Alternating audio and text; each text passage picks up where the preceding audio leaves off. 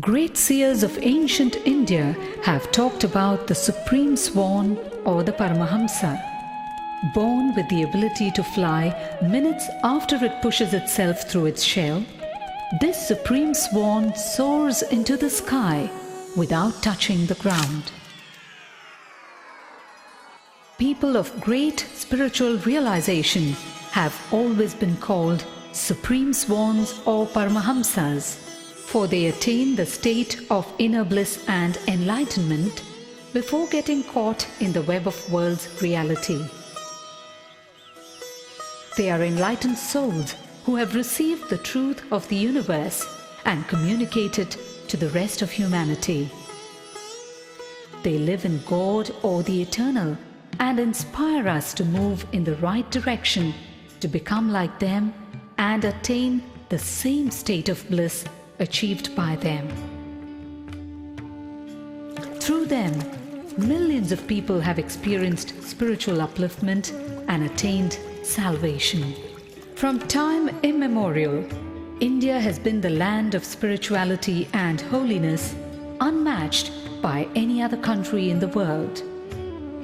India has given birth to great Paramahamsas, mystics, saints, and divine avatars who have consistently delivered this world from darkness to light. One such enlightened master, exuding divine grace, overwhelming compassion, and unfathomable spiritual knowledge, all at a very young age, is Paramahamsa Nithyananda. Koti Surya Swarupinam Ananda Ganda Ishwaram Bhakta Hridaya Nivasinam Nithyanandam Namostude. Koti Surya Swarupinam Ananda Ganda Ishwaram Bhakta Hridaya Nivasinam Nithyanandam Namostude. Nilaganda Pranava Varma Paramahamsa Nithya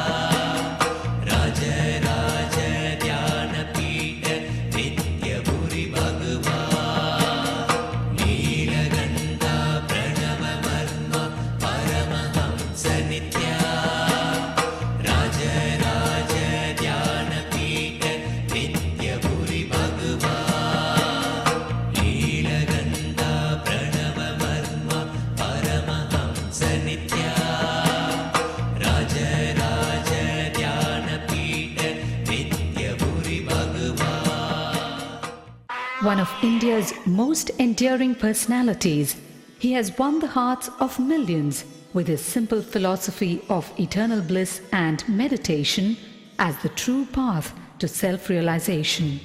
Working towards a society of bliss, his simple teachings and meditation techniques work towards creating an atmosphere of equal vision, balanced mind, righteousness, cosmic love, divine knowledge, spiritual upliftment, better emotional health, and creativity in every walk of life to realize one's own self.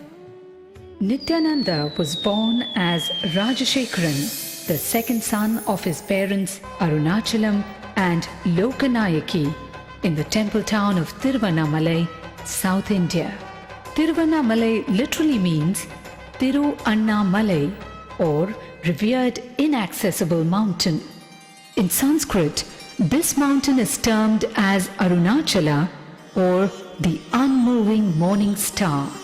This town, in a remote corner of Tamil Nadu, boasts of an unbroken lineage of enlightened masters for over 2000 years. Or should we say, continues to be the final destination for those in the quest of truth. Arunagirinadhar, Virupakshadevar, Ramana Maharishi, all hail from Tiruvannamalai and are revered even today for their supreme efforts in reinforcing the power of faith in the Supreme Being and self-realization. 10 days after he was born, the family astrologer predicted that Rajashekaran would grow up to become a Raja Sannyasi and guide the world, something his parents were not happy to hear.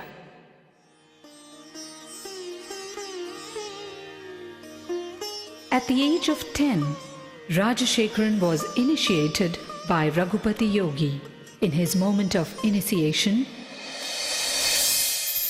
Rajashekaran was blessed with a vision of Parashakti.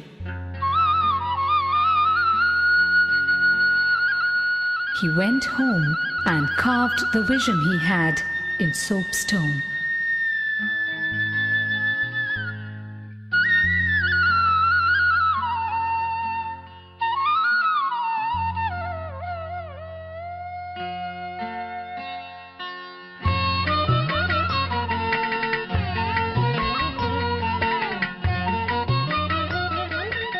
Mataji Kuppamal,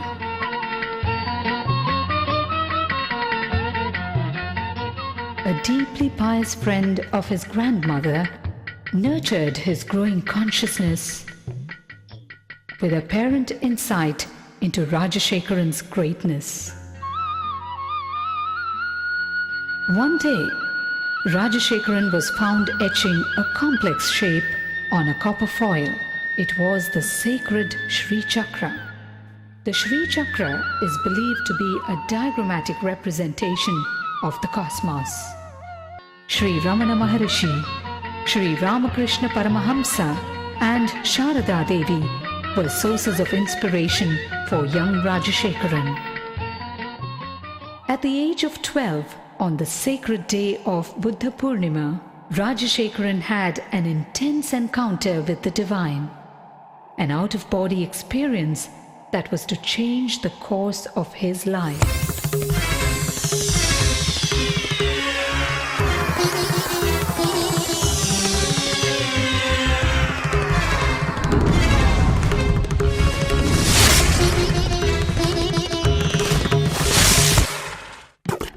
By his 17th year, Rajashekaran's spiritual quest became too fierce to be ignored. He left home on a journey of arduous self-discovery with no assurance whatsoever, but only a glimpse of the divine he received at the age of 12. He wandered far and wide, studying and practicing meditation, from Tapovan in the Himalayas to Kanyakumari in the south, from Dwarka in the west to Gangasagar in the east. He wandered for 7 years in India and in Nepal. With just 2 pieces of clothing and a kamandalu, a holy water jug, and with no idea of where his next meal would be. One day in Gaurikund, he beheld a breathtaking vision. A young man with a glowing countenance and flowing locks was walking towards him with long strides and divine grace. Wonderstruck and gazing at him, Rajashekaran realized that this was none other than Mahavdar Babaji, the enlightened master dwelling in the Himalayas for thousands of years in perpetual youth. It was this great saint who looked at him and uttered the name Paramahamsa Sri Nithyananda, an enlightened being in a physical body, young at heart but wise in mind. Rajashekaran undertook years of rigorous penance, intense meditation practices, and in-depth study of yoga, tantra, Vedanta, and Shaiva philosophies before he attained the ultimate state of consciousness, the state of Nithyananda, or eternal bliss.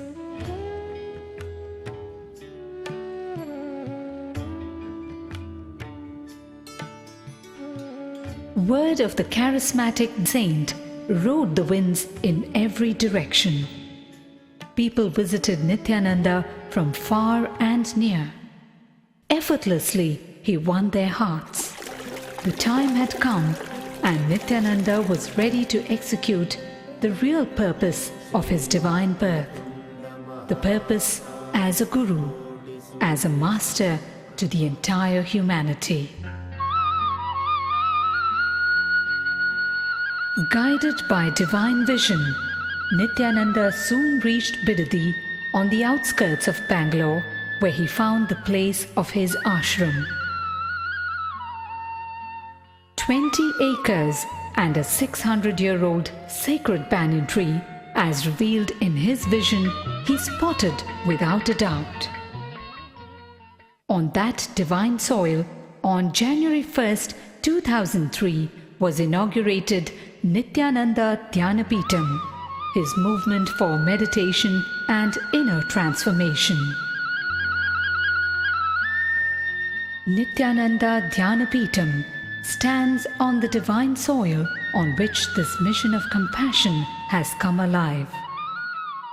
The ambience is a perfect blend of tradition and modernity. The lifestyle of the ashramites speaks of a revival of the ancient Vedic system.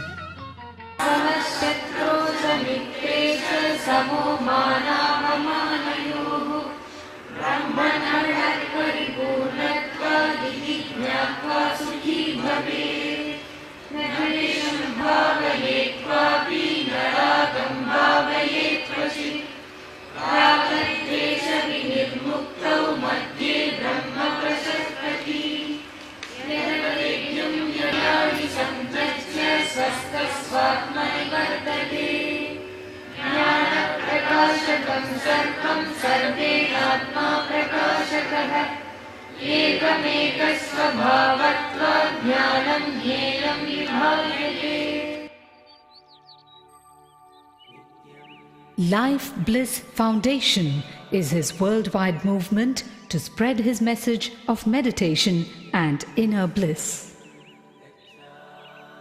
With its spiritual nerve center in Bangalore, India, and its Western Hemisphere headquarters in Los Angeles, USA, it operates through 1,000 centers and over 78 upcoming ashrams in 30 countries, causing transformation of humanity through transformation of the individual. Paramahamsa Nithyananda, today just 30 years of age, is an inspiring personality and enlightened master of our times.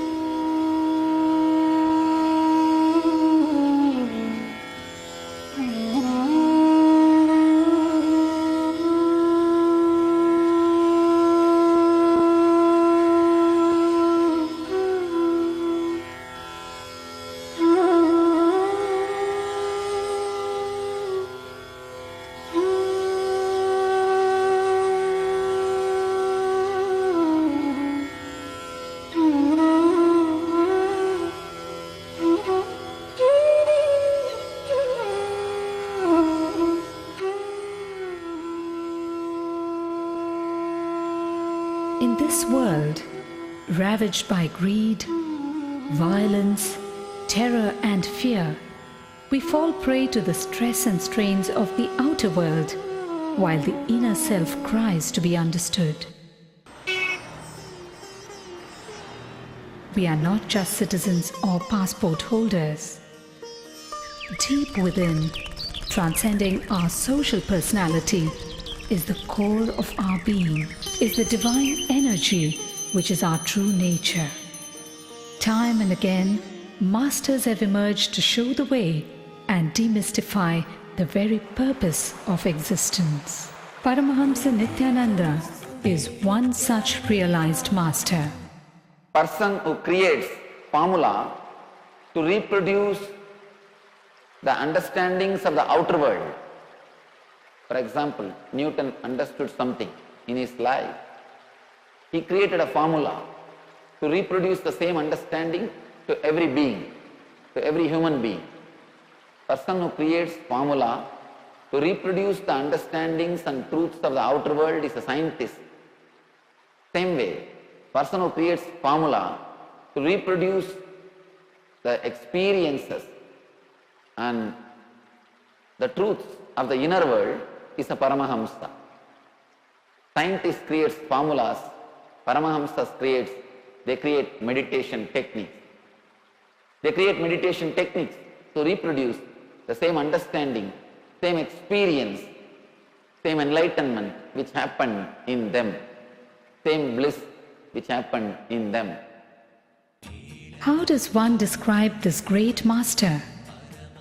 The charm of a child, the healing hands of a doctor, the compassion of a mother, the wisdom of a guru.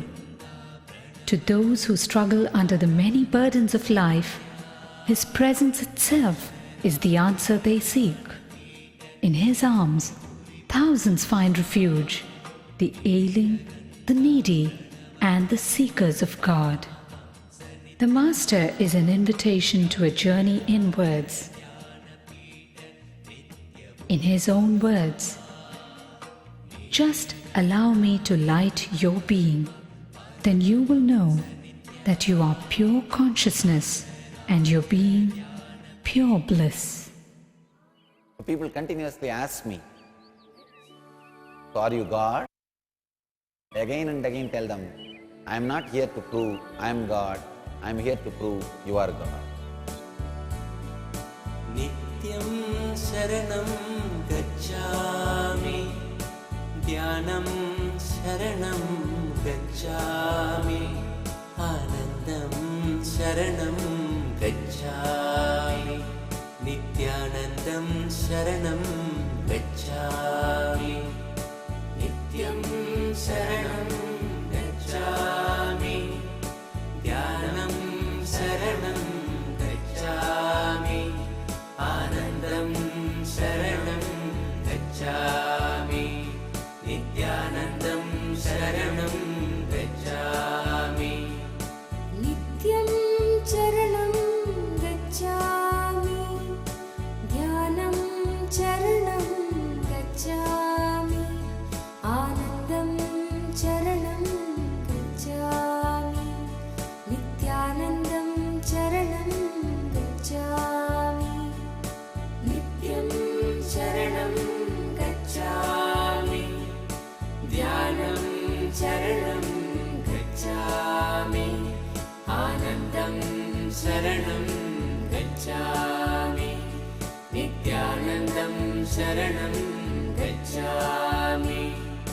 Nityam Sharanam Gacchami, Dhyanam Sharanam Gacchami, Anandam Sharanam Gacchami, Nithyanandam Sharanam Gacchami, Nityam Sharanam Gacchami, Dhyanam Sharanam Gacchami, Anandam Sharanam Gacchami, Nithyanandam Sharanam Gacchami. Nityam Charanam Gacchami.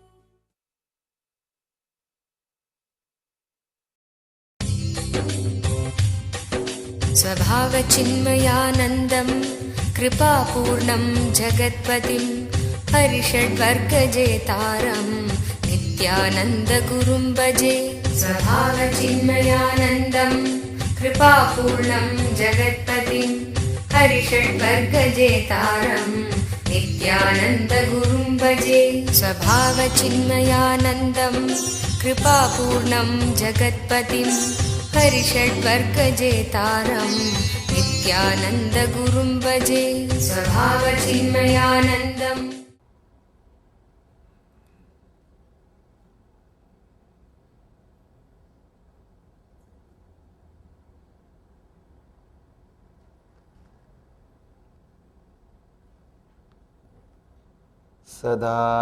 सदाशिवसमारम्भां शङ्कराचार्यमध्यमाम् अस्मदाचार्यपर्यन्तं वन्दे गुरुपरम्पराम्.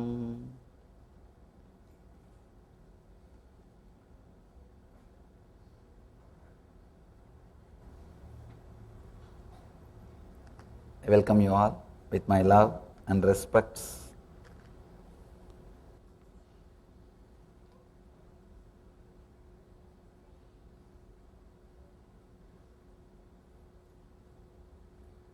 Escape into life. We all know escaping from life. Every magazine you open, every newspaper you open, continuously you will see advertisements to escape from life. Advertisements of resorts, holiday resorts, vacation beaches, hotels. All of them are constantly telling you to escape from life.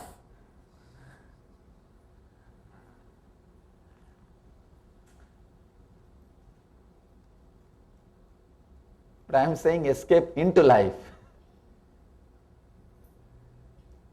Concept about life, if it is clear, then we will know what I mean by the word escape into life.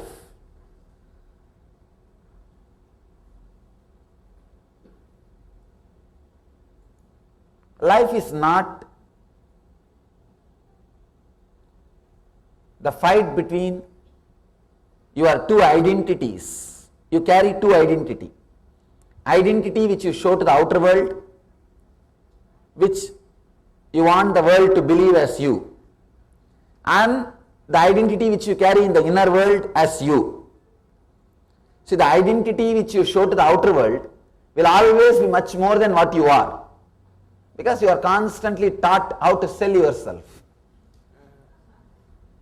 It will be little more than what you are. It will always be more than what you are. And the identity which you carry in the inner world and you believe it as you will be always less than what you are. That is why you are constantly fighting with you. Identity which you show to the outer world and the identity which you believe as you in the inner world.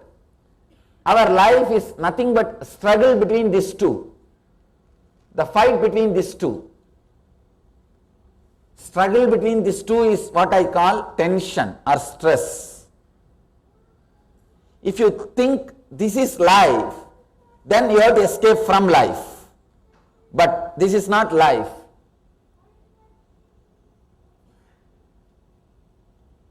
Life is the space. Life is the energy where these two identities do not exist. One beautiful thing is when these two identities meet with each other, when they are connected to each other, both of them disappear. They can be alive as long as the gap is there in between both of them. The identity which you show to the outer world and the identity which you believe as you in the inner world. These two identities will exist only as long as there is a gap between these two. Means you should not be a person whom you are projecting to the outer world. If you integrate both of them, suddenly you will see both of them disappear and you are escaping into life. Ramakrishna says beautifully, the moment you integrate your heart and the words, man muk ek karo, in Bengali he says, your being and the word, when both of them are connected, integrated, you are liberated.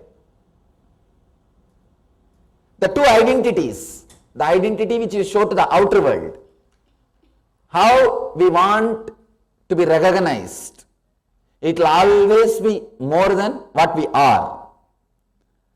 An identity which we believe as us in the inner world, it will always be lower than what we are.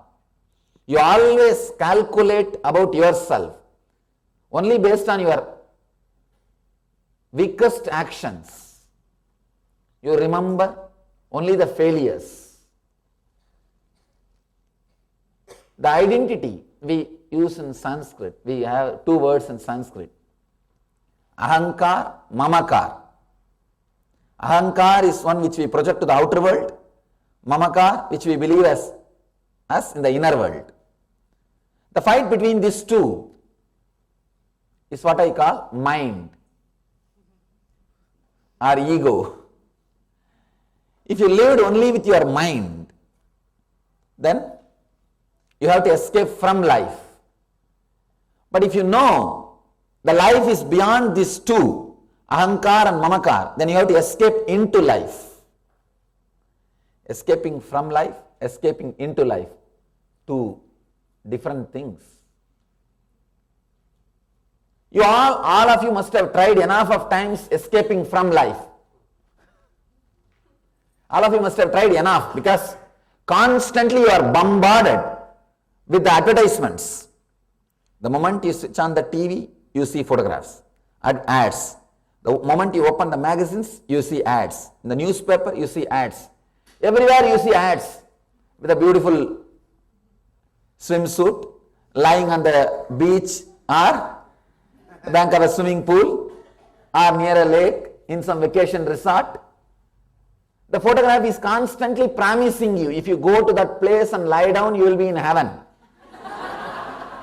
See, it's a visual promise given to you. You also tried many times. I think every one of you would have tried at least few times. But it's not happening. And even in your own inner space, when you see those advertisements, when you see a beautiful snow-covered mountain, or a beautiful hill, or a vast ocean, in the photograph, or in the ad, or in TV, you feel, if you go to that place and lie down like that, you will be in heaven. But when you go there and catch the same chair, same spot, same weather, even the same glass, and lie down, but you are not in heaven. What is happening? Where we are missing? If you look little deep inside, you will understand. When you see the photograph, when you see those moments in the ad, why you want to go there, why you feel you will be in heaven if you go there, but if you go there physically, you don't feel that same thing. If you look a little deep, you will understand why. Actually, deep down, all of us want to go away somewhere where nobody knows us, where you don't need to hold on to your identity for your survival, where you don't need to constantly protect, hold on, keep that identity like a shield. See, your identity is, in the initial level, you created it for protection as a shield. But by and by, because you don't know how to relax from it, it has become prison. If you know the door is open, this is a room. If you don't have the key and it is locked, this is prison. Identity also, you built it to be a home. But by and by, when you don't know how to relax from it, it has become prison. So deep down, all of us have the craving to go away somewhere where you don't need to hold on to your identity. You don't need to constantly protect yourself with your identity.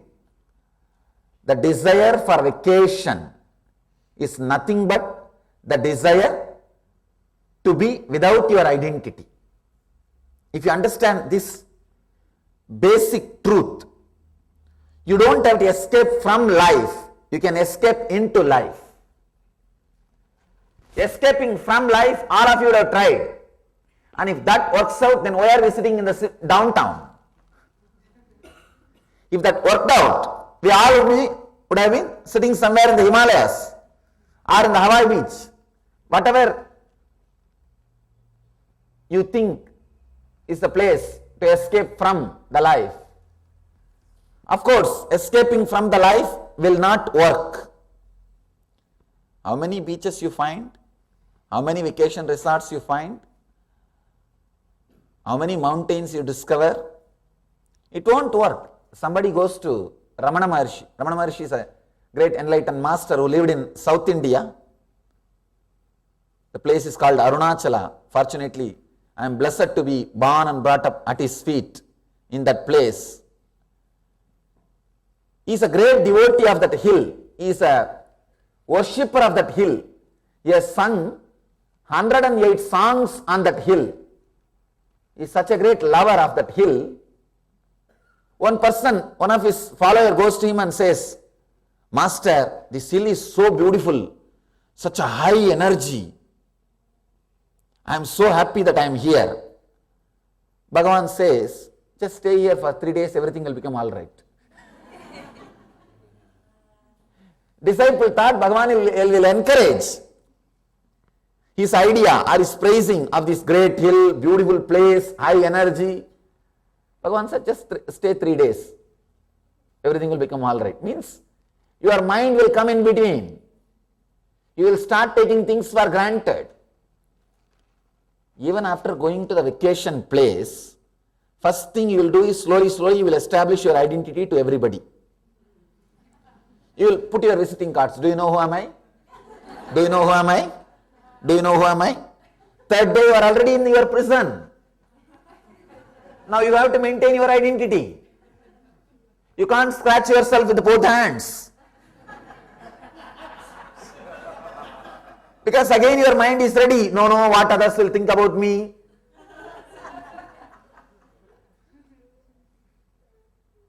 The desire for vacation is nothing but the desire to escape from the identity.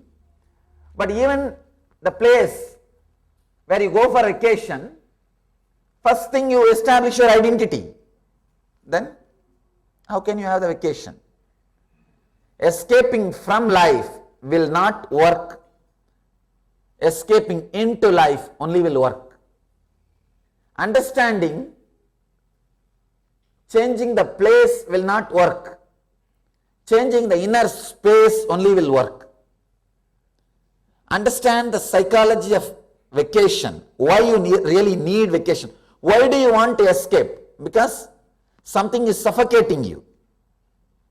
Something is suffocating you. That's the reason you want to escape. Then escape from which suffocates you. Identify first really what is suffocating you. The real suffocation is the identity which you need to carry constantly.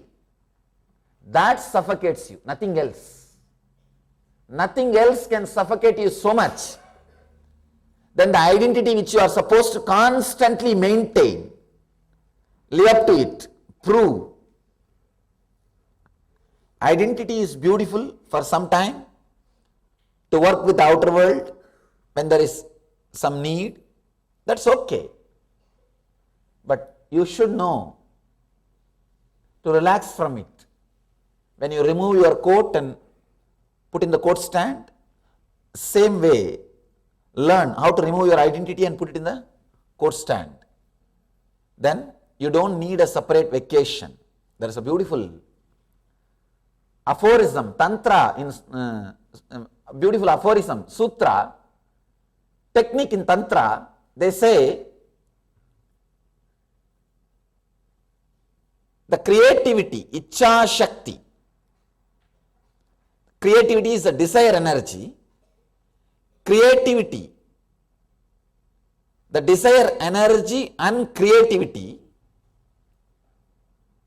if they are clearly connected to each other, you can't have tiredness or boredom. I am trying to translate exactly from Sanskrit. Let me give you a few more words, maybe you will be able to understand. If you feel boredom, tiredness in your life, means the creativity which is happening in you or the desire energy which is happening in you and the work which you are doing, both are not connected properly. See, directly or indirectly, you are not happy with what you are doing. Means your ahankar and mamakar are not integrated.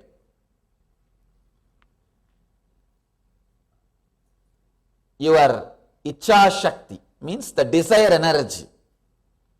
Your Kriya Shakti means the energy to do. If they both are connected, clearly integrated, means your inner identity and the outer identity, both of them are connected, then you will not have tiredness or boredom. You don't need vacation. You don't need to escape from life. If there is boredom or tiredness in you, be very clear, the Icha Shakti, the desire energy and the action, the acting energy, the Kriya Shakti, both are not in tune. Somewhere you are forced to do something which you are not liking, which you are not enjoying. That is why tiredness or boredom comes in your life. Many times I am surprised, how can people get bored? There is so much in life. And just if you sit and watch all the drama which your mind is doing, best entertainment. You don't need any other TV. You don't need anything else to entertain you. Why do we need so much of entertainment from the outer world? Somehow, we just want to escape from the reality which is there. That's the reason so much of entertainment is necessary from the outer world. If you know how to be with yourself, you are the best entertainment. You are the best entertainment for yourself. You don't need a separate entertainment.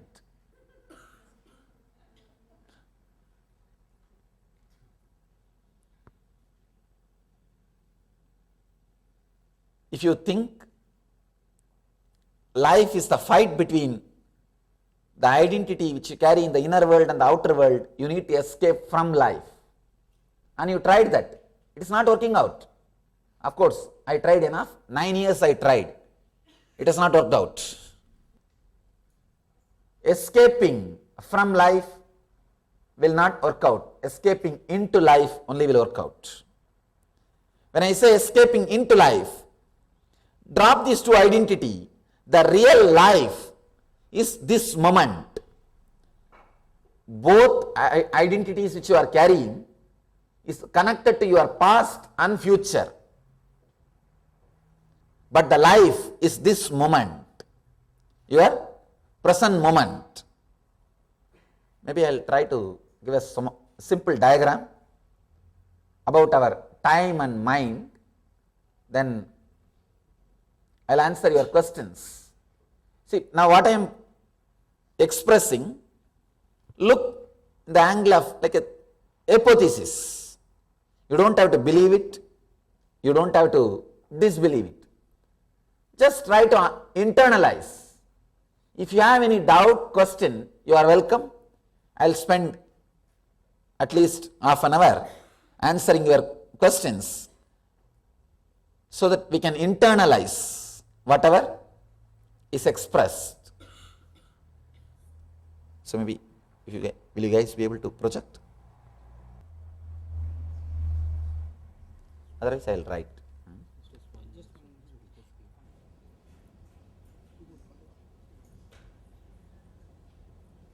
I'll just write, or I'll write directly.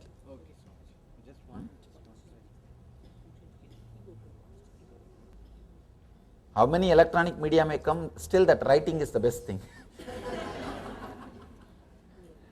Because it does not need so many engineers. How many engineers does it take to screw up light bulb? Somebody asked me, how many enlightened masters does it take to screw a bulb? I said none, because we don't need light.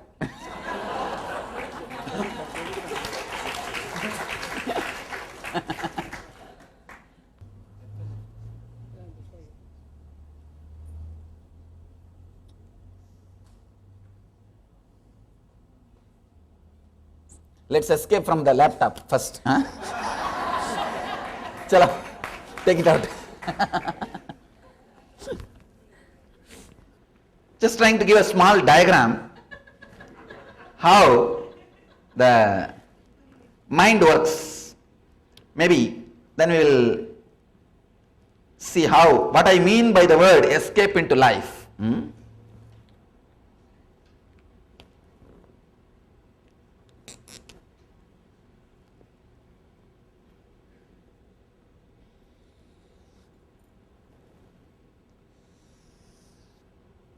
See, your mind or life is nothing but future becoming past. Understand? I am making few statements. If you have any doubt, just pen down the question.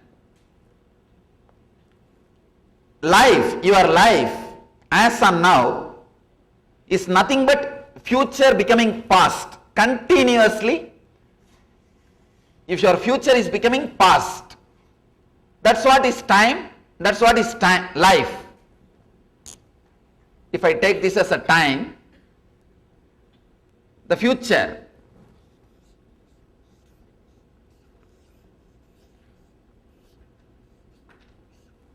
is just becoming past.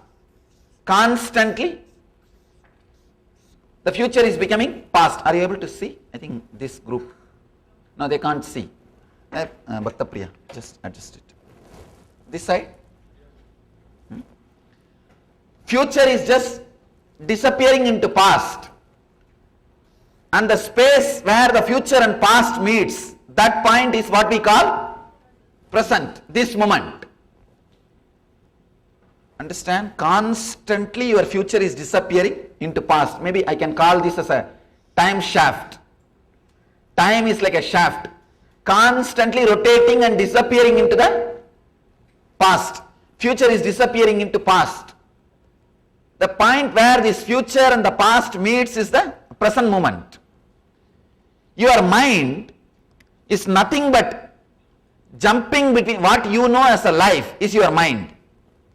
Your mind is nothing but jumping between this past and future, constantly jumping between this past and the future. Am I right?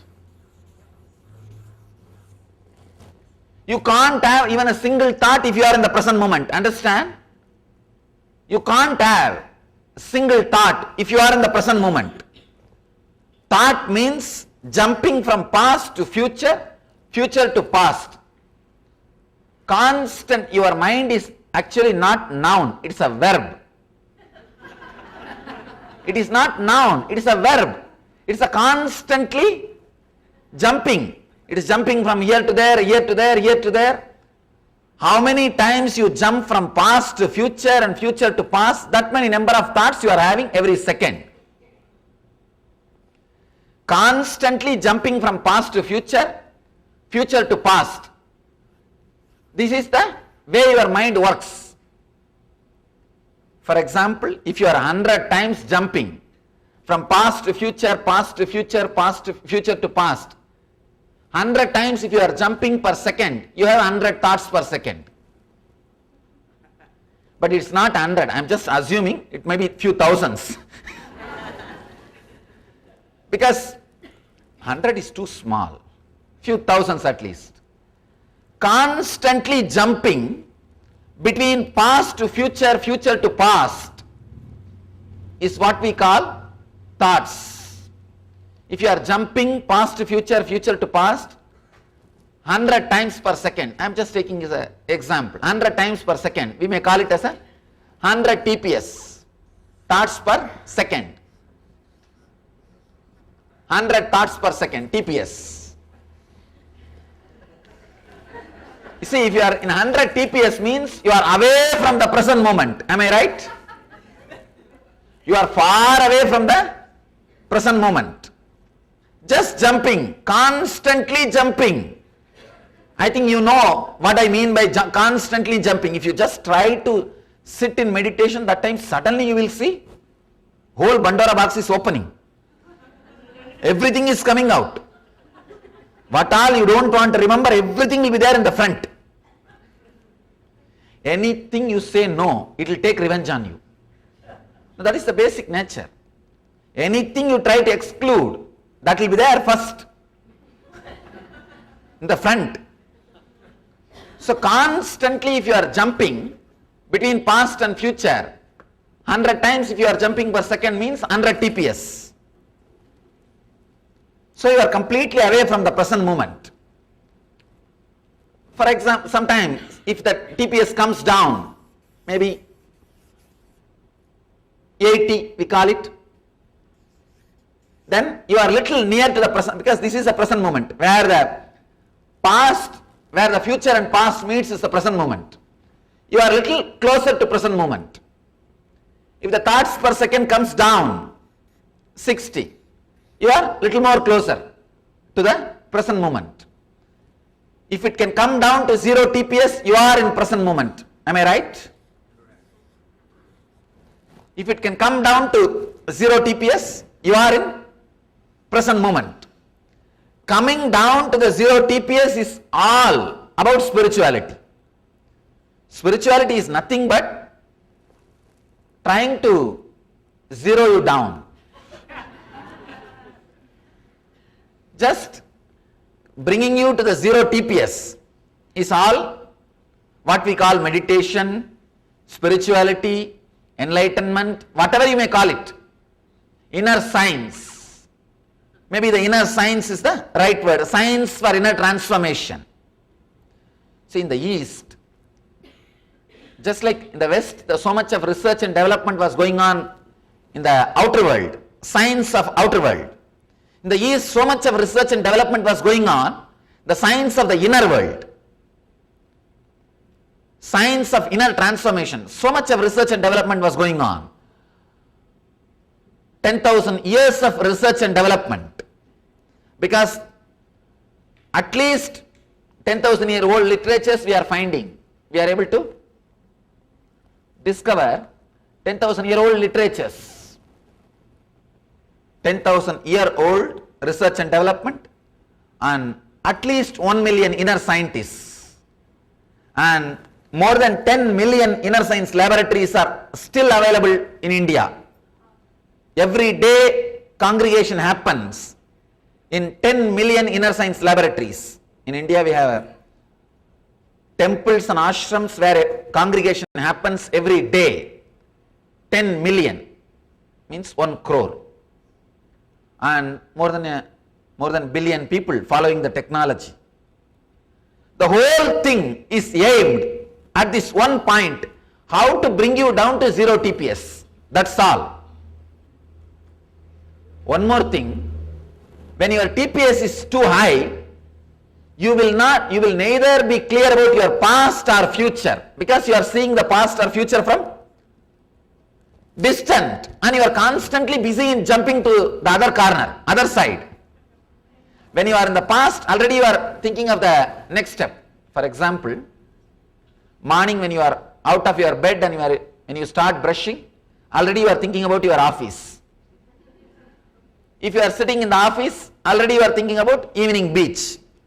If you are sitting in the beach, already you are planning about going back to the home. If you are sitting in the home, you are already started planning about what to do next tomorrow.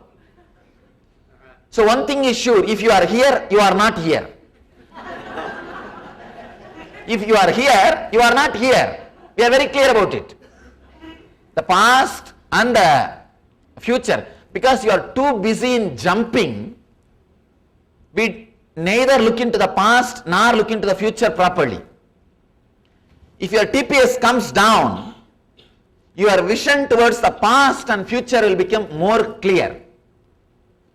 Understand? Now it may look like a too big promise. If I say, if your TPS comes down, you will experience peace, you can believe. But I am making a statement, if your TPS comes down, you can see your future clearly.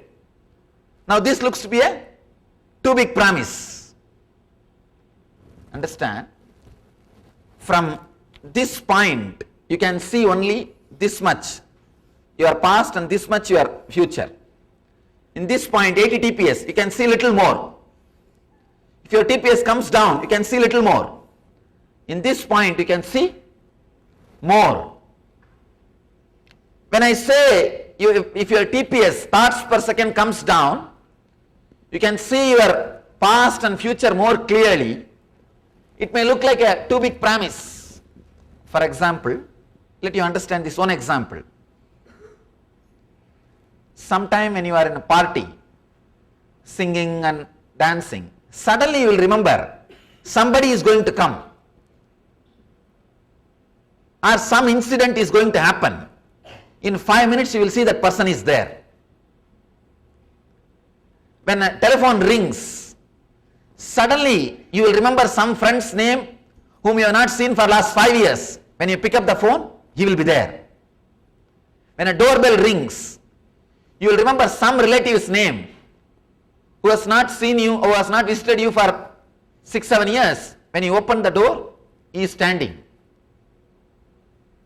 How many of you had like this some incident in your life at least once or twice? Raise your hand. God, practically everybody. Understand? You see, when actually this incident happens, what we do in our mind? Coincidence. That's what we tell in our mind, no? That's the way we handle it. Oh, just coincidence, forget about it.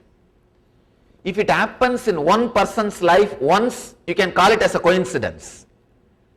If it can happen in 90% of, if 90% of you have experienced this in your life, how can this be just a coincidence? Surely something more than coincidence. Means, knowingly or unknowingly, those few moments your TPS has dropped. It can drop even by sudden shocks. It can drop even by sudden shock. If you are completely relaxed, really enjoying, TPS can drop. Even by sudden shock it can drop. Sometime that suddenly telephone ringing or doorbell ringing, your TPS can drop. When a TPS drop, you saw the future, just 5 minutes of your future. You saw the future for just a glimpse of future, few minutes. You can't push it aside in the name of coincidence if it is happening in so many lives. If it happens in one person's life once, you can say a coincidence, forget about it. But 90% of the lives, when you try to bring this TPS down, when you come more and more close to the present moment, your idea about your past, even that will become clear. Understand? Now, you don't even know your past completely. You will remember only the incidents which are connected to your engrams, your samskaras, not everything about past. People tell me, Swamiji, we can understand, we will understand our future. How do you say we will understand our past? Don't we know our past? No. You don't know your past as it happened. You know only as you want it. You remember your past only as you want, because you are not fully aware. You are constantly jumping between the past and future, past and future, past and future. One more thing, because you are constantly jumping, you reproduce the same old past into your future.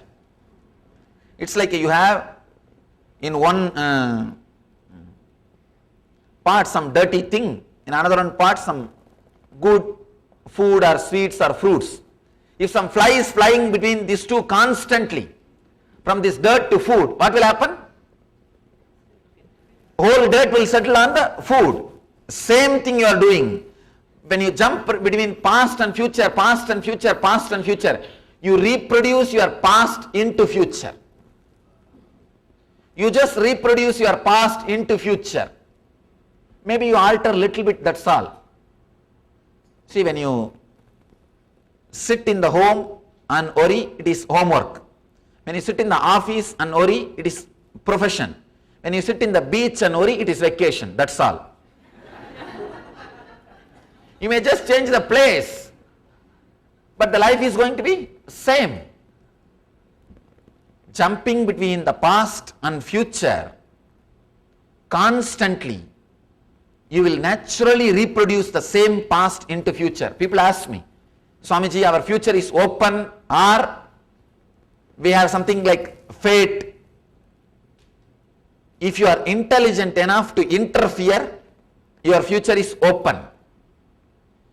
If you are not intelligent enough to make conscious decision and interfere, the same programmed CD will go on. It's like a CD player. You have put a CD and that will be constantly playing. If you are intelligent enough to handle it, you can do fast forward, rewind or jump the track or even switch it off. But if you are just keeping quiet, not intelligent enough, it will play the same way till it gets scratched and repeats the same line. The old gramophone records, if you see, sometimes it will not even go to the next line. Doing, doing, doing. So much. It went through the same way, it got scratched. When a CD gets scratched, what goes on inside you is what I call worrying. Same line you will be repeating. You will not even go to the next line. Constantly repeating the same line inside till you become conscious and aware, enter into your own life and try to bring down the TPS. The life will be fate and fatal. If you work on bringing the TPS down, future is your conscious choice. It's in your hands. Trying to bring the TPS down is the purpose of all meditation techniques, the whole spirituality, the essence of the inner science. When you bring the TPS down, you escape into life. You see, even the presence of an enlightened master, why it is so important? You are in 100 TPS means he is in 0 TPS. When you come near a being who is in 0 TPS, suddenly your TPS drops. Fortunately, his TPS does not go up. Because fortunately, somehow once it becomes 0, there is no reason it can go up. There is no seed or samskara. It can go up. He is saved. Whenever you come near a person, being who lives in 0 TPS, automatically your TPS drops. Suddenly it drops. That is the reason we go and sit in the presence of enlightened beings. The presence of enlightened masters does such big miracles.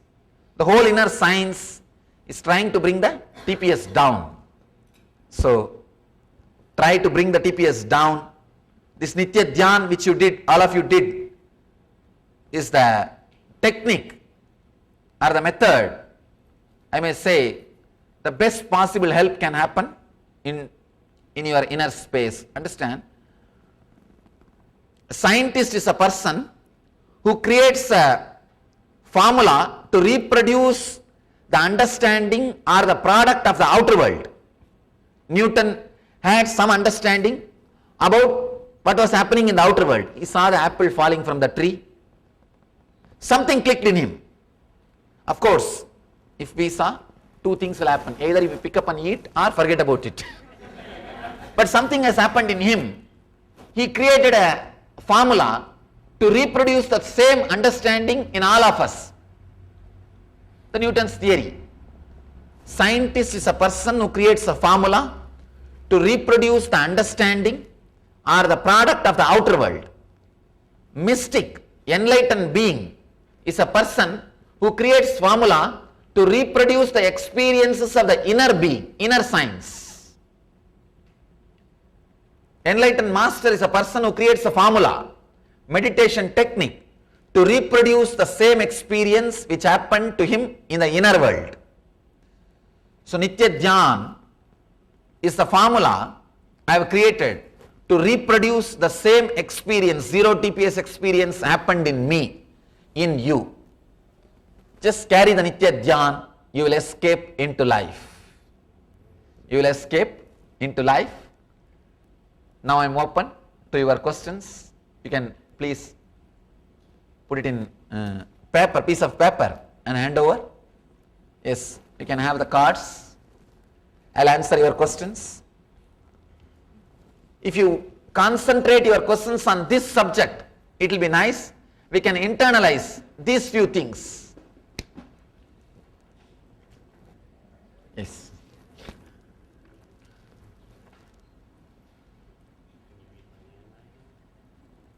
Here is a beautiful question. First question. What is the quickest way to get 0 TPS?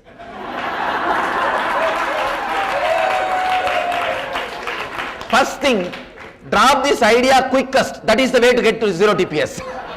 See, the very hurry or the restlessness to make it quickest, you will be in 100 TPS. Because that very idea that I should, what it means? Already the TPS has started increasing. First thing, see, somebody goes to Ramana Maharshi and asks, Bhagavan, I want peace. Bhagavan says, just drop that I and want, you have peace. So all you need to do is drop this idea, quickest. You are in 0 TPS.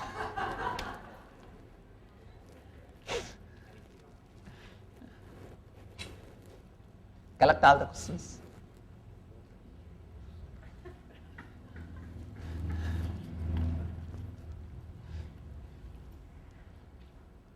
Hurrying is worrying.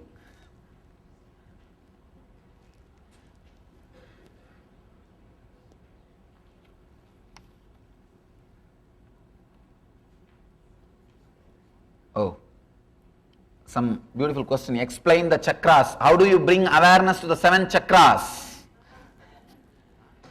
It's more like just remember that place, that space, that's all. Nothing else needs to be done. Do not try to exclude other things. Then other things will try to come and sit on you. Just try to remember that space in a very casual, relaxed way. Nothing else is required. That will take care of the bringing awareness to the chakras in a very relaxed way. What is your TPS? Somebody is asking. 0. 0 is the TPS I am living. That's why I am enjoying.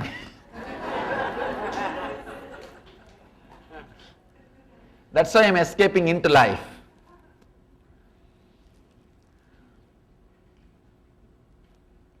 How do you know if we are seeing the future or not imagining it? Understand, the moment you start seeing the future, you will not even have the doubt whether you are imagining or seeing. As long as you have this doubt whether you are seeing or imagining, you are imagining. If you are seeing, you will not have the doubt whether I am seeing or imagining. The clarity will be so clear. People ask me, Swamiji, how do I know whether I become enlightened or not? I tell them, this question will disappear. As long as you have this question, be very clear, you are not become enlightened. Still, you have to work. When you really see the future, the question, the doubt will disappear. How does one integrate envisioning a specific future they want to manifest with 0 TPS? Oh, this is a beautiful question. How does one integrate envisioning the specific future they want to manifest with 0 TPS? Actually, in the 0 TPS, instead of you planning, you will let the cosmos to plan for you. And understand, the cosmos is really intelligent than you. That's the only thing you need to understand. And it will surely plan much better than you, for you.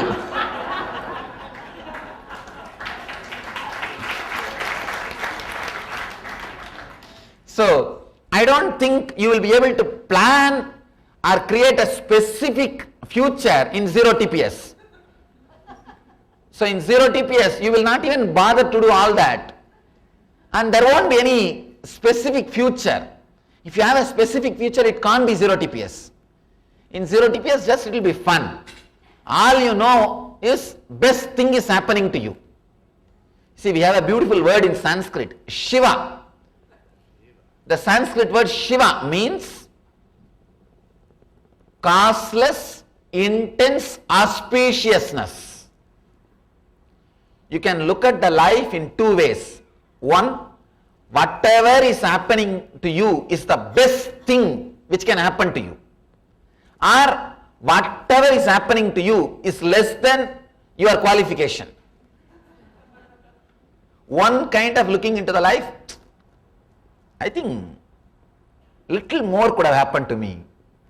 I am qualified for much better things. Or no, best thing can happen to me is happening. You can look at the life from both ways. You see, even if what others thinks as a best thing, even if that happens to you, you can always complain. Find some complaint. You can always find some complaint. A small story.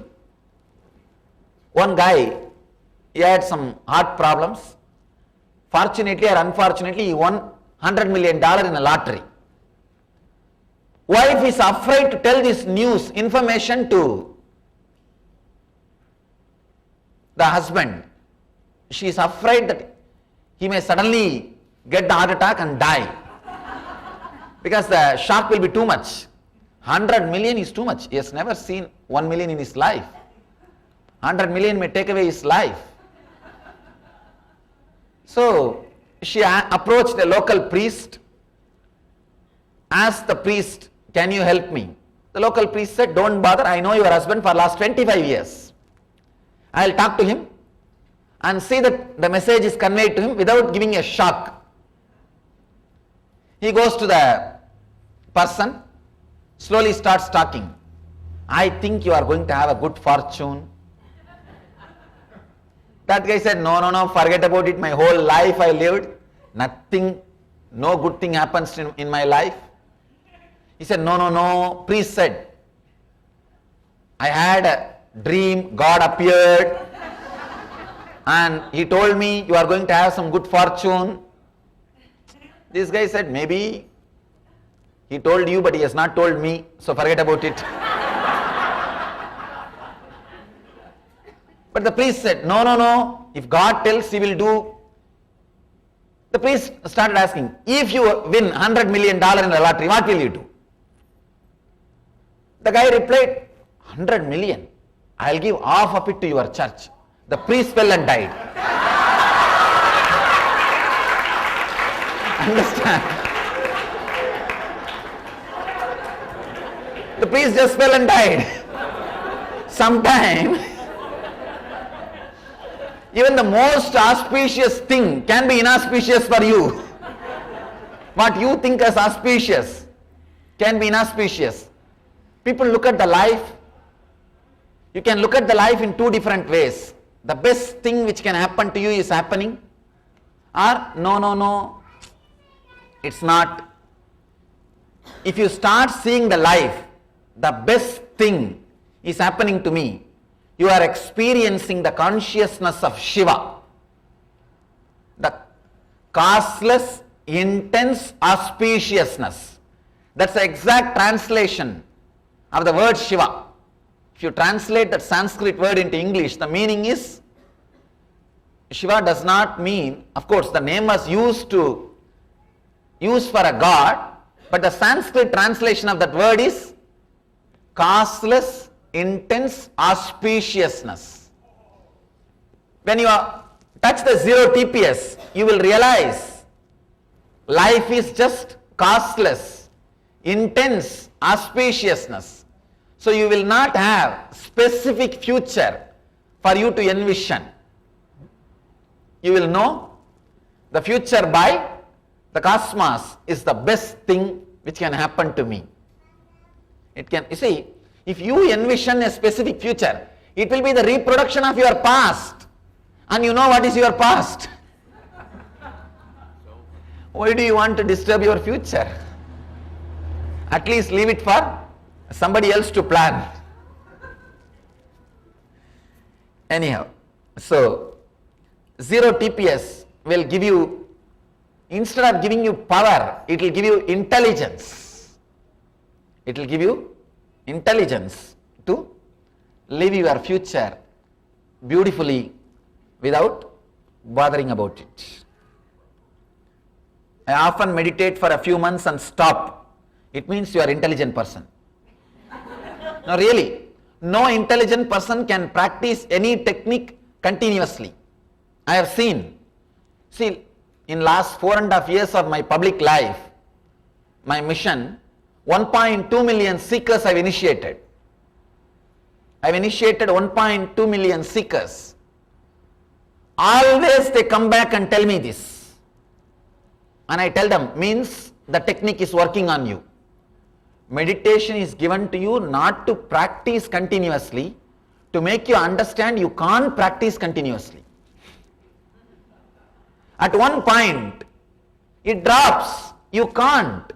If you are practicing continuously, be very clear, you made it as a ritual. You are comfortable with it.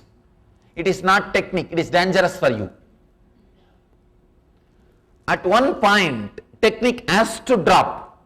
It will drop. Do any technique intensely, it will drop in few months. You will not feel it is tasty.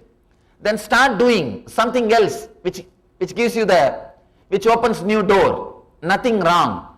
You dropping some technique or some master after a few months or a year, nothing wrong. Understand, do not carry a guilt. Do not carry guilt. People ask me, that is a big question in the West among the seekers. Can I go to some other masters and learn? When I initiate, the people first question they ask, FAQs.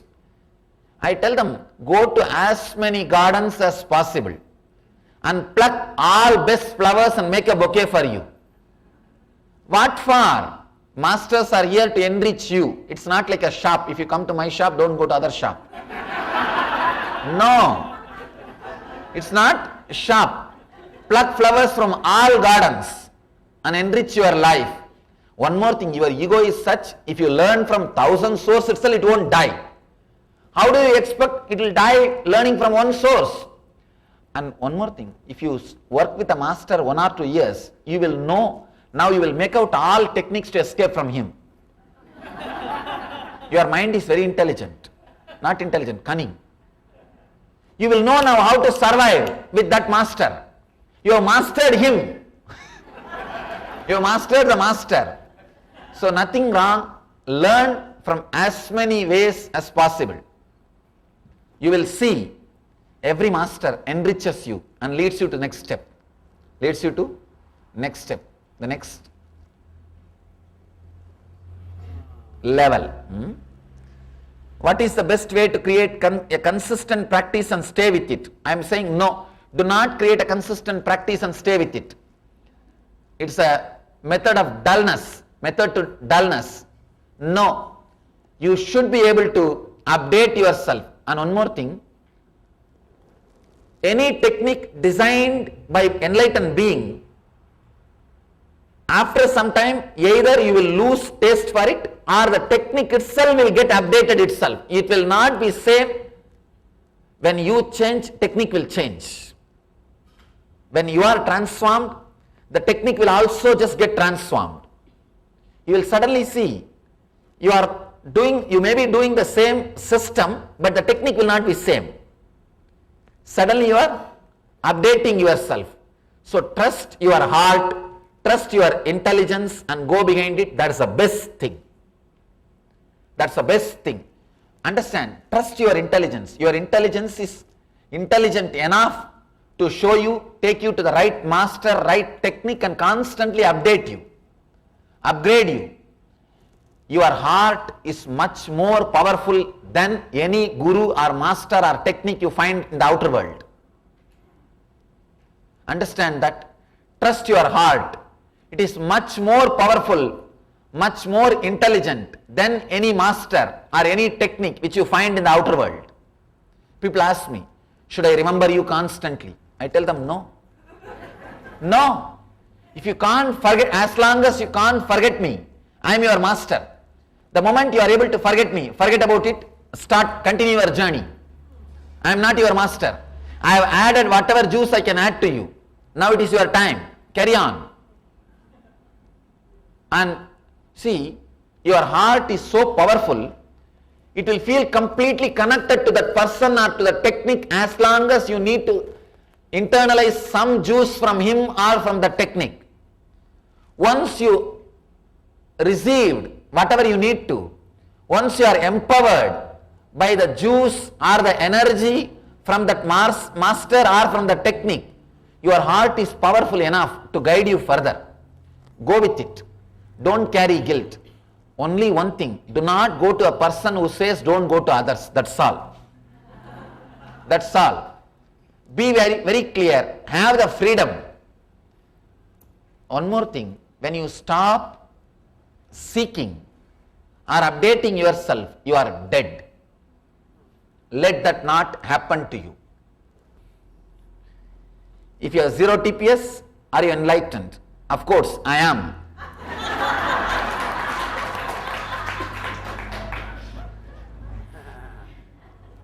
Whether you believe it or not, whether you accept it or not, whether you understand it or not, it is up to you, but I am. And one more thing I want to tell you, whether you believe it or not, accept it or not, realize it or not, you are also enlightened. That's the truth. Only two things. You can just accept and enjoy that you are enlightened. You may think that no, I am not, I don't think I am, and suffer. It's your choice. I decided to live my luxurious enlightenment. That's all, nothing else. And it's your freedom, you can also decide to live. See, actually, when I say, just day before yesterday we had the celebration in our ashram, my first experience day, the Buddha Purnima day, the first experience of enlightenment in my life. When I say that I became enlightened on that day, first I had my first experience of enlightenment, I don't even want you to understand that something has happened to me. I have just decided I will express my enlightenment. A very clear conscious decision. That's all. That's all you need, nothing else. If you have some standard or frame for enlightenment, you will be struggling with it till your end. You will never end. Just relax from the frame and start living luxuriously with the clarity you are enlightened. That's all you need. How do I overcome jealousy? See, jealous stops your productivity. If you understand that, if you are jealous, you will be jealousy of only your neighbor or the person. You see, for example, if you are having $1 million, you will be jealous of person who is having 100 million. Not 100 billion. Do not be jealous of 100 million. There is a possibility you may become a billionaire. By being jealous of 100 million, you will work only for 100 million. You will stop your vision. You will stop your vision. Your productivity is curtailed. If you understand your productivity is destroyed by your jealous, simply the jealous will drop. You think unconsciously, you believe you will become more productive by being jealous. That is why you encourage, put more energy into jealousy. No. You are not enriched or no juice is added into you by being jealous. Without much thoughts, how to manage our future? How can we plan our future? One more thing. Without much thoughts, you will have the straight clarity of what will do, what will happen. What is your part in your future? With too much of thoughts, you will put your head in the places where you can't do any change. See, all your plans, just if you see, all your plans, you are trying to struggle or fight with the walls. You are trying to hit the walls which you can't change. For example, if you know something can be done, you never sit and plan about that, do you? No. You sit and plan only about the things which you can't do. Means constant fighting. You are planning about future. Your future is nothing but a constant struggle and fight. Unless you have some fight, you don't feel comfortable. If you don't have anything to worry, you feel you are lonely. Something is missing. Something is missing in you. So all your plan about your future is nothing but destroying your future. You are planning wrong things. You are working with the things which you really can't do anything much about it. So if you stop planning what you are thinking as planning now, the real plan will emerge out of you. See, the real plan will just emerge out of you.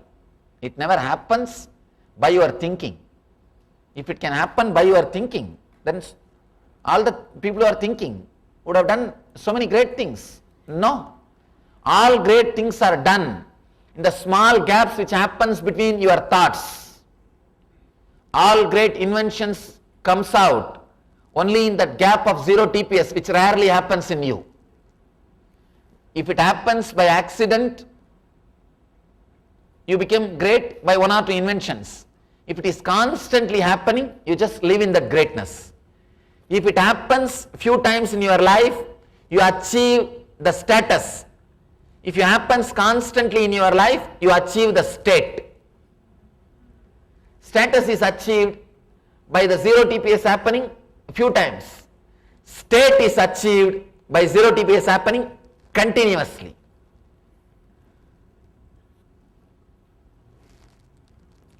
How long I can go on?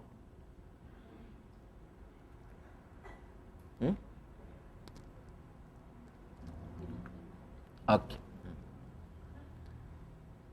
My identity is gone. Now what? You will not have this question.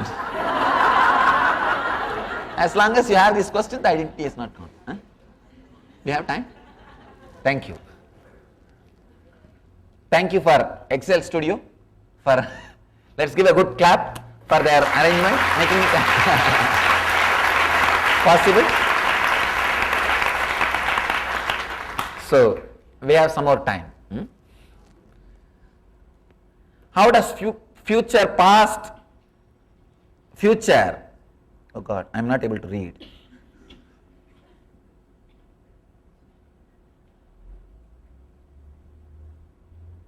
I am not able to read. Maybe the person who put the question can read and tell me. Before that, a small story about this reading.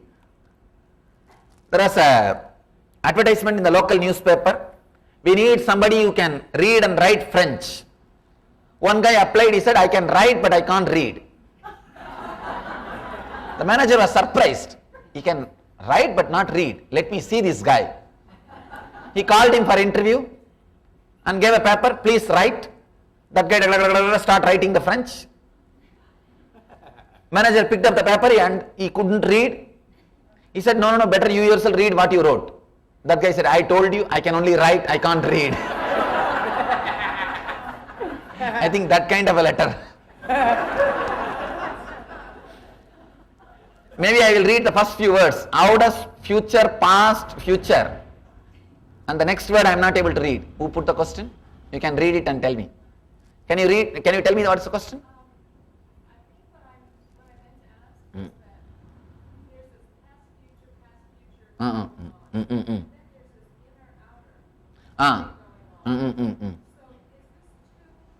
Oh, you are asking how these two relates, connects. That's a nice question. Understand, the identity which you carry in the inner world will be the majority past. Major chunk of it will be past. Your past experiences, your past memories, that only you carry and have an idea about you. And the identity which you project to the outer world will be always future, your project plans. So the major chunk will be future. Jumping between these two can be correlated to jumping between to the inner and outer. But it's not that complete inner will be only about past. There will be little future, there will be little past in the outer also, but the major chunk will be past based and future based. And fight between these two is your mind. Are you saying more we think of past, less likely you will have zero thought process? How to forget past? It's like a vicious circle. More past, more TPS. Less past, less TPS. Instead of being caught in the vicious circle, start getting caught in the virtuous circle. Start putting your more energy into reducing the TPS, then naturally less past. That's all. Then less past, less TPS. TPS, less past. Over. Just turn the cycle. Instead of the vicious circle, turn it into virtuous circle. How do I unclutch? There is nothing like a how do I, just unclutch, that's all. Maybe I can tell a small story. You will understand unclutching. Sometime your husband or wife disturbs you. Not sometime, as usual. When you are disturbed, you are sitting in your living room, you can either it has happened, you did it, or it has been done to you. You can always see. She is sitting, you are shouting. Tell me now, what should I do? You shout. At least tell now, what should I do? I'll do that. Keeping quiet won't work. Give me some word. Tell something. I'll do that. Whatever you want. Whatever you may shout, you will not get any reply. You can see in your life, sometimes you also do the same thing. Because even if you utter a single word, the whole fight will start again. From one word, the whole thing can be again developed. What you do in your living room couch sitting and not responding to any thought which comes, that is what is unclutching. What you do to your spouse, do the same thing to your mind. That's all.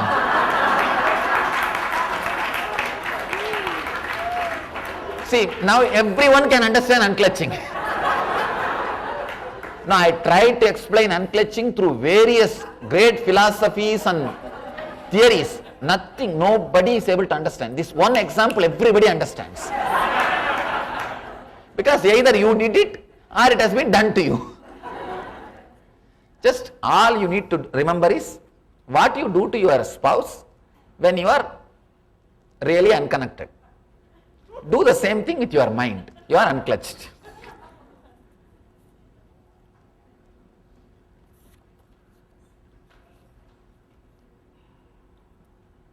There is one more question. How can you reduce TPS on your job? Whether you are in job or out, TPS can be reduced just by bringing yourself to the present moment. In job, you have to bring yourself to the present moment. Your job can be a beautiful technique to reduce the TPS. You will become more productive. I think there are so many questions which are repetitive, like how do you prepare for the future while remaining in the present? When you are in the present, you don't need to prepare. Your presence will prepare for the future. Only problem is, you are never allowed to trust you that you have so much intelligence to live your future.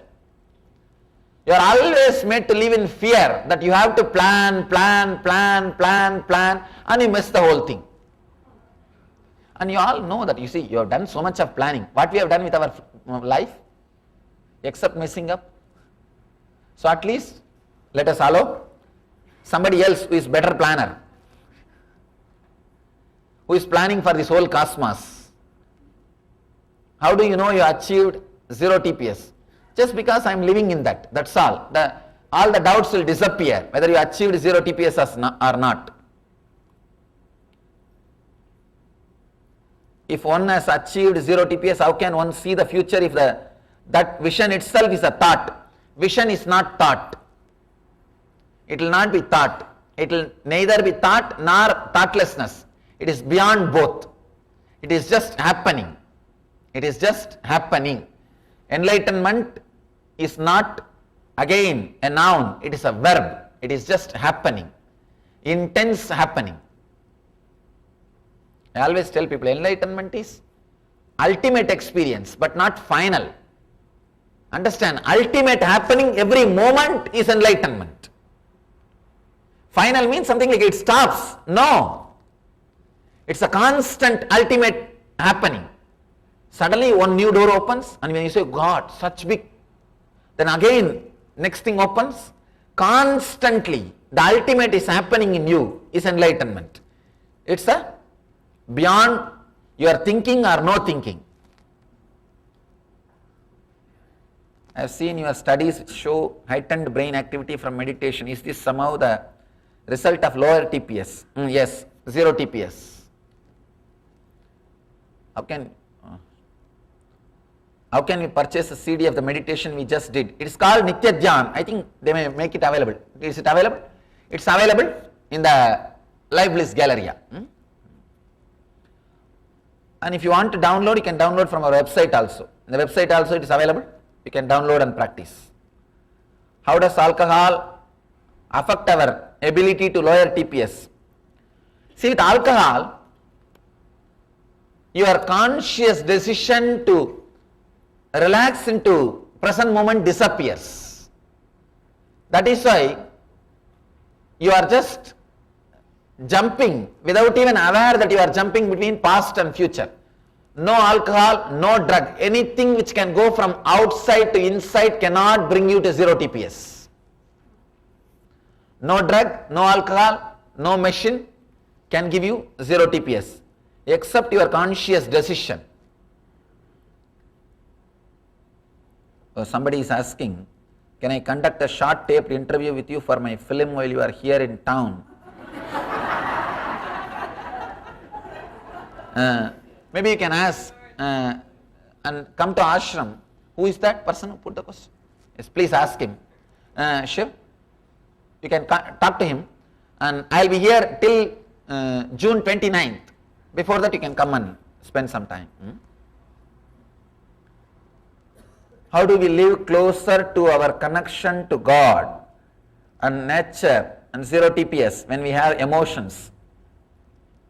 There is no how, just bring yourself inside your boundary. That's all. See, your emotions are nothing but high TPS, and bring yourself down. There is no how. The moment you ask how, you are asking for some technique, and if I give the technique, you will ask again how to do the technique. Then if I tell you how to do the technique, you will ask again how to do the technique to do the technique, and it will just be a fun going on and never things will happen. Just decide, that's all. Be a little more intelligent and make a conscious decision. Over.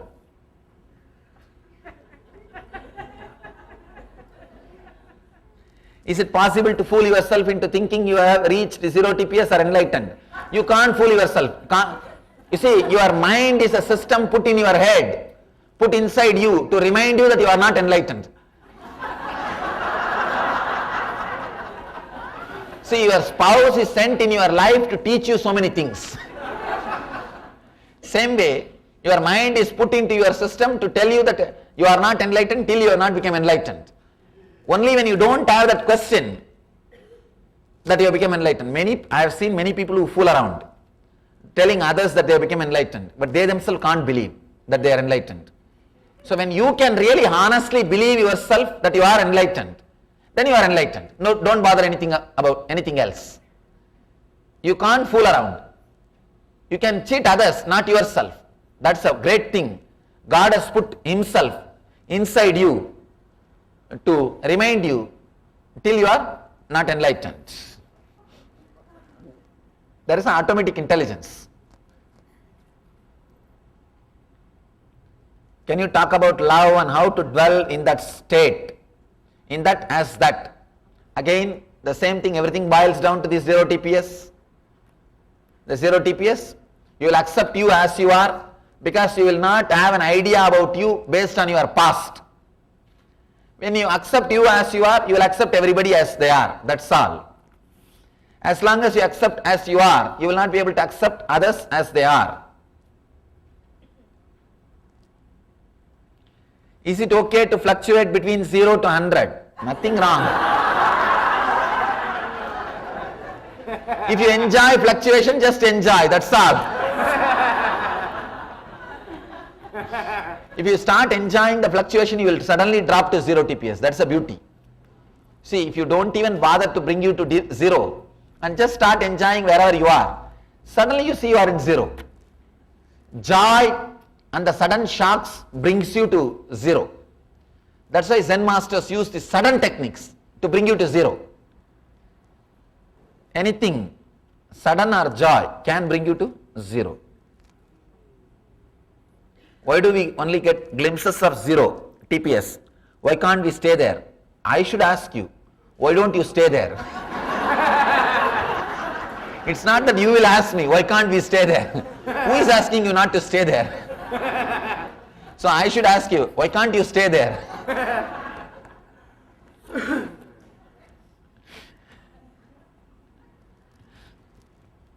How can I uncover and identify my life's purpose? Come down. Come down. You will see your future and life's purpose, that's all. I tell you, actually life has no purpose. It has got meaning, that's all, but no purpose. Purposelessness is the beauty of life. Because anything you keep it as your purpose, much more has been achieved by so many people. What else is there? There is nothing big purpose. There is a meaning, beauty. That's the beauty of life. Speak about unconditional love. As long as you have the word unconditional, it will be one more condition. Now, unconditional love will become a one more condition. So, there is nothing like a conditioned or unconditioned. Just start living. You will suddenly start seeing that others are telling that you are a loving and unconditional loving person. You yourself cannot plan unconditional love and start executing it. There is no project plan for unconditional love. Project plan, deadline, achieving, all these things does not happen in the language of unconditional love. Just forget about unconditional love, it will happen to you, that's all. Can one person stay continuously at 0 TPS and how will he react? He will never react, he will just radiate. Yes, you can stay in unconditional love. How does one bring together the inner and outer identities? Again, 0 TPS, that's all.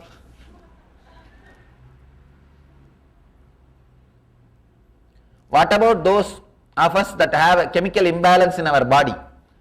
There is nothing like a chemical imbalance. As far as I know, there is only one thing, mental imbalance. If the mental imbalance is balanced, chemical imbalance just automatically happens. Because your chemical imbalance is nothing but the echo of the mental imbalance. Just relax into 0 TPS. Suddenly you will see you create a new body. New body to live for yourself. Nithyananda ji, thank you for the clarity. Now, as we live on outside, TPS builds to do this, to do that, how to keep in control. See, when you do this, when you do that, TPS is down, that's all. Why do you bother about how to do this and how to do that? When you do this, do this. When you do that, over. You have a 0 TPS. Only when you worry how to do this and how to do that, you have a high TPS.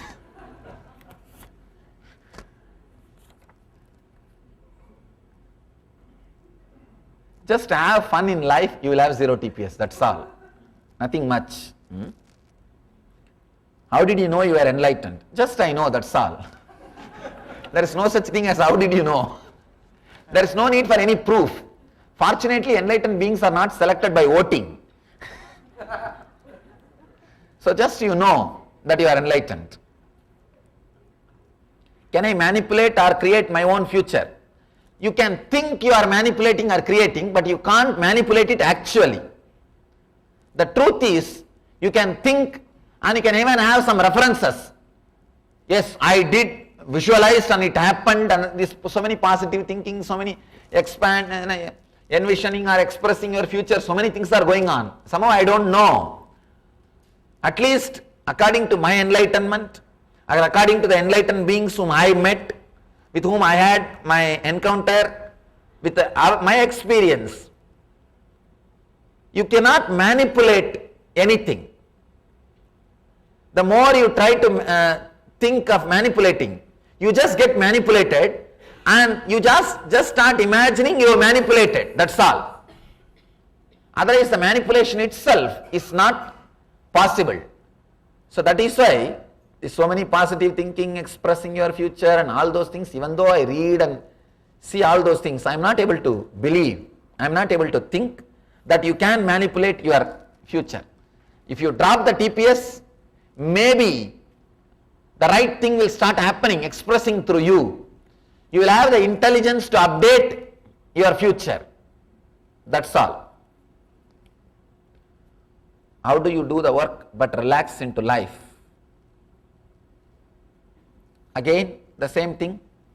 Just be the zero TPS, just be inside your skin. Work is done. The location of Muladhara chakra is different for women and men. No, it is same. The root of the spinal cord, that's the same. Of course, if your spinal cord itself has got some problem, then then it may be. Where do you go when you meditate? Nowhere. Just you are here. Do enlightened masters perform miracles, or is being enlightened just a peaceful state of mind? See, they do not perform miracles. Sometimes miracles happens around them. Anything performed is a duty. Anything happens only is miracle. Anything done is a work. It can't be called as miracle. Anything happens only can be called as miracle. So, something extraordinary, what you think as miracle happening is nothing to do with enlightenment. Sometime it may happen, express around them. Sometime it may not express. It is just, many times people come and ask me, especially when they hear from other devotees, Swamiji materialized and gave me this, Swamiji did that to me. These guys come and ask me, Swamiji give for me also. I tell them, I don't know, it is not in my control. If it needs, it just comes out. If it needs, it does not. It's not in my control. If it is my control, we would have made long before a shop, enlightenment shop, miracle shop. It is not in anybody's control. If it needs, just it expresses. If it needs, that's all. So it is not in my control.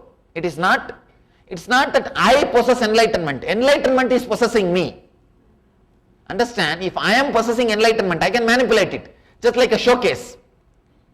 And I can keep it whenever I want, I can do whatever I want out of it. I can cook and feed, I can do some these, that, all those dramas.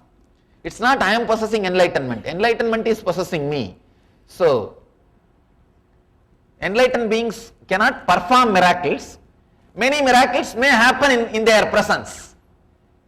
See, when for example, maybe sometime when the person will be helped towards the enlightenment or he will be inspired, maybe some extraordinary things which is not according to your logic may express. It may happen, maybe to inspire, but I don't think it can be performed. Many people come and ask me, we received vibhuti, that holy ash from your photo, kumkum came out of your photo. I tell them, oh, that's nice. If I myself want vibhuti, I have to go to my box. You can get from my photo, but I myself, if I want, I have to go to my box. So it is just, I tell them, it is not because of me, it is because of you. I am like a river. If you come with a coconut shell, this small size vessel, you can carry me in that much. If you come with a big vessel, you can carry that much. If you come with a big container, you can carry that much. If you are intelligent, you can make a connection, canal between you and me. That's all. I am like a river. Miracles happens because of you, not because of me. Because of your trust and faith, feeling connected, miracles happen, and it's not done by me. So, miracles are not qualifications of enlightened master. It may happen, may not happen. So, there is possibility. People who are doing miracles may not be enlightened. People who are enlightened may not be doing miracles. So, it is no way it can be connected with each other. Just it depends on every individual, how we respond to that individual, that's all. Will you discuss free will versus destiny? I think I have discussed.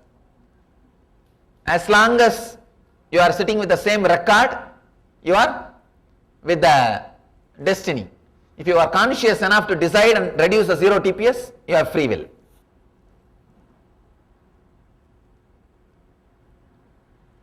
Since we are already enlightened, why bother with a meditation or a master. That's good. If you are very clear, you are all enlightened, then no need. Whoever is very clear, no doubt inside you that you are enlightened, you don't need master, you don't need meditation. Just relax and enjoy. I am rid of 1%. One less headache for me.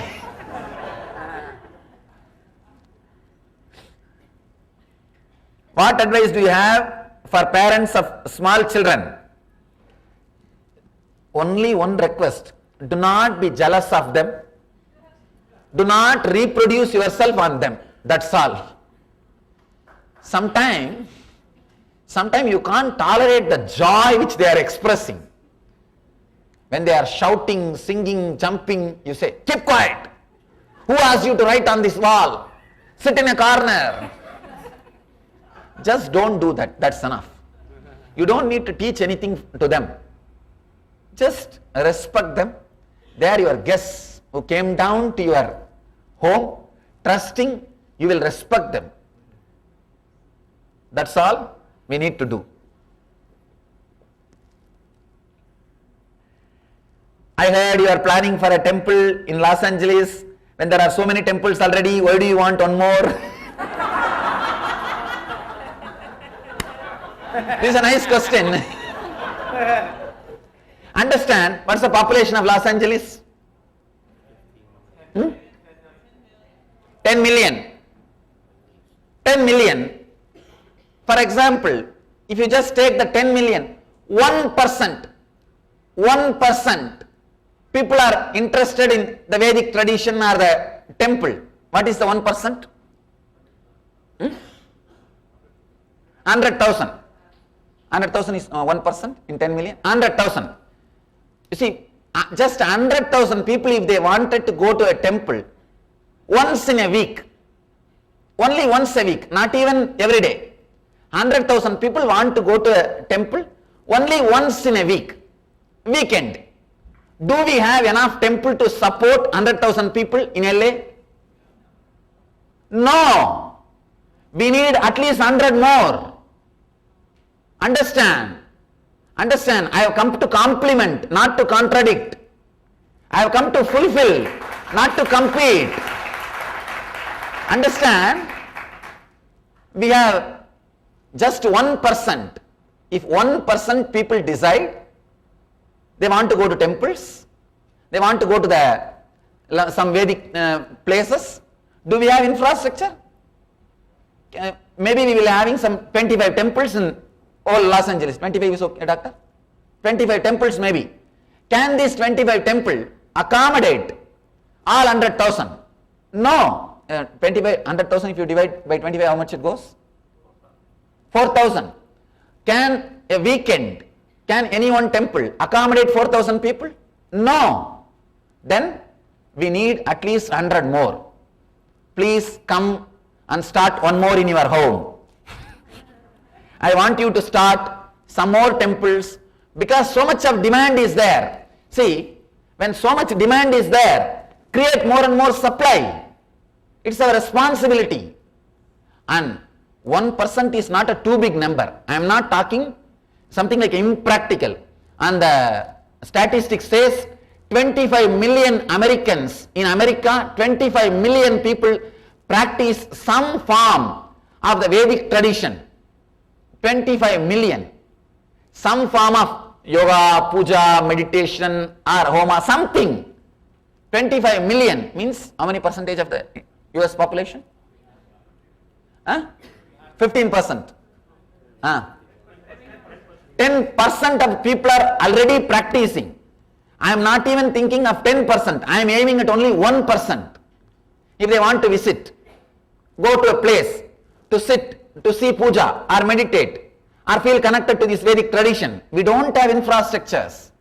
So understand, I have come only to complement, not to compete. I have come to support and not to compete. So we need more and more temples to support the need, the demand. Thank you.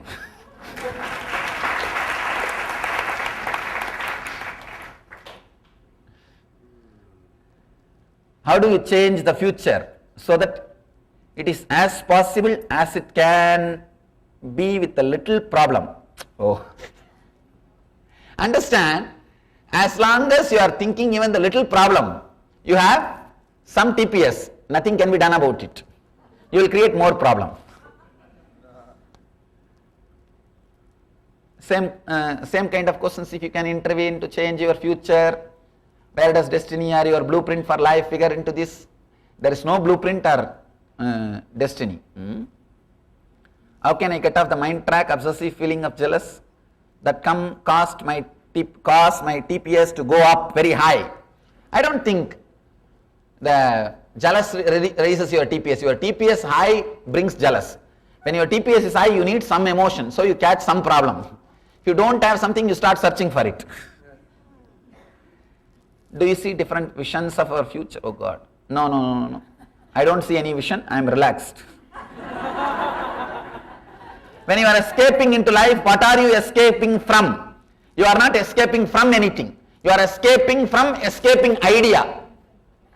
Escape from the idea of escaping, you are escaping into the right thing. I always tell people, if you are liberated from the idea of liberation, you are liberated.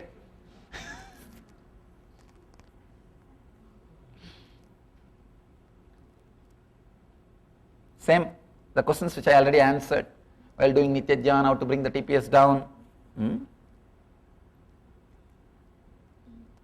I came to see your face.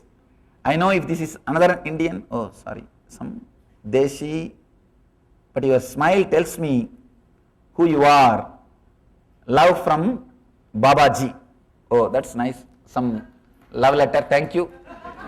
And here is a beautiful question which I don't have to answer, empty paper.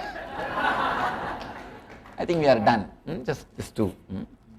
How can you help children who have a mental issue achieve zero TPS and enjoy life? First, they should be healed. Maybe you can bring them to ashram. I will try to help them. How about when we are sleeping? When you are sleeping, you don't have zero TPS. Be very clear. Even while you are sleeping, in the dreams there is a TPS, and even if you are in a deep sleep, it's not zero TPS. It's called like the seeds which are creating thoughts in you are black. They are not dead. So even in sleeping, you are not in zero TPS. So let you all understand these great truths, achieve and radiate the life in zero TPS, escape into life. Let you all achieve and radiate eternal bliss, Nithyananda. Thank you.